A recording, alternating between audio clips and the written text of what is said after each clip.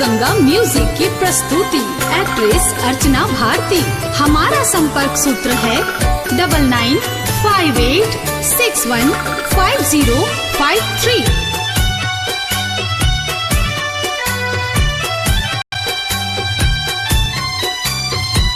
चलो ना भौजी खेले लाइए चलो ना भौजी ये सामा खेला गेलो हम भाई आंगन है आहे भाई आंगन है आहे कन्या बहुजो ले ललूलू आई की छोड़ू नंदो आंगन है आहे कन्या भौजो ले लूलू आई की छोड़ो ननदो आंगन है।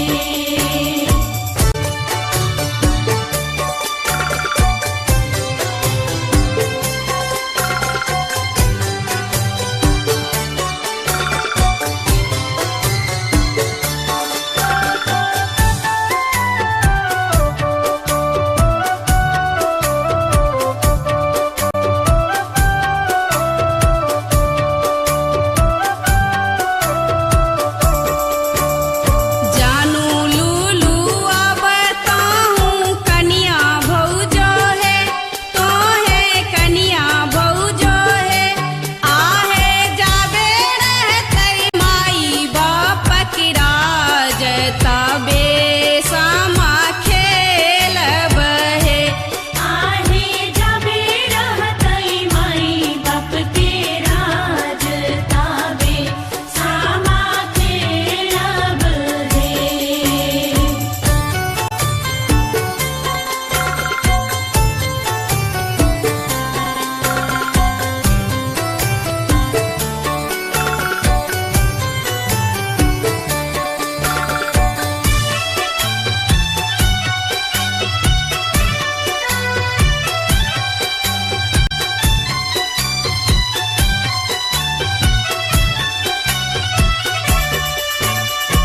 एतबे बचन जब भैया सुनलन है तो है भैया सुनलन है आहे मारे लागल बड़छी घुमाई बहिनिया मोरा पाहुन है आहे मारे लागल बरछी घुमाइब बहिनिया मोरा पाहुन है।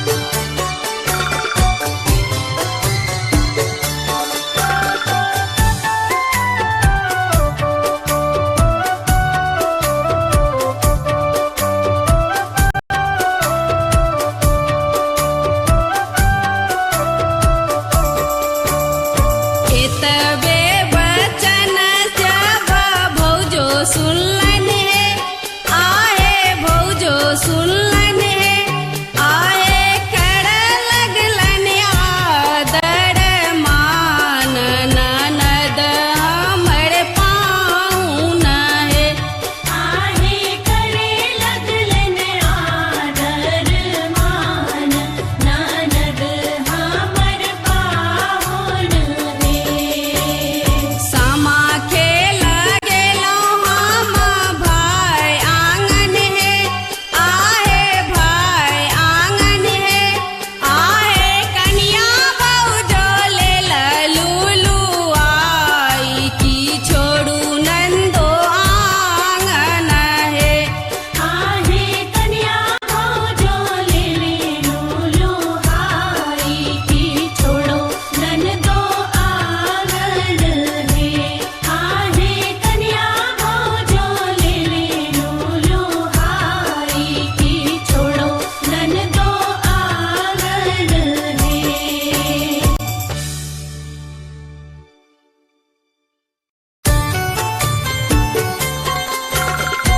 शिव गंगा म्यूजिक की प्रस्तुति एक्ट्रेस अर्चना भारती।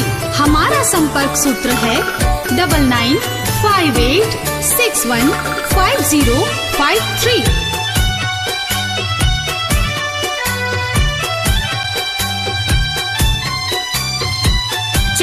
भौजी खेले ला ये चलो ना भौजी ये सामा खेल